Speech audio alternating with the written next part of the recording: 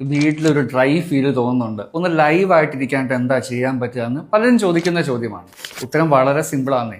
Greenery കൊണ്ടുവരിക, ചെടികൾ വെക്കുക. നമ്മൾ ആദ്യമേ പ്ലാനിങ് സ്റ്റേജിലാണെന്നുണ്ടെങ്കിൽ വീടിൻ്റെ അകത്ത് തന്നെ ഒരു ലാൻഡ്സ്കേപ്പിനുള്ള പ്രൊവിഷൻസ് ചെയ്ത് നമ്മൾ മുമ്പോട്ട് പോകാറുണ്ട്. ഇനി ഒരു പക്ഷേ ആ ഒരു പ്രൊവിഷൻ താല്പര്യമില്ല, അത് മെയിൻറ്റെയിൻ ചെയ്യാൻ പറ്റുന്നുണ്ടാവില്ല, അല്ലെങ്കിൽ അത്രയും അഫോർഡബിൾ അല്ല എന്നുണ്ടെങ്കിൽ നമുക്ക് ചെയ്യാൻ പറ്റുന്നത് എന്താ, ചെറിയ ചെറിയ പോട്ടുകളിൽ ഇൻഡോർ പ്ലാന്റ്സ് നമുക്ക് വെക്കാം. ഒരുപാട് ഇൻഡോർ പ്ലാന്റ്സുകൾ ഇന്ന് മാർക്കറ്റിൽ അവൈലബിൾ ആണ്.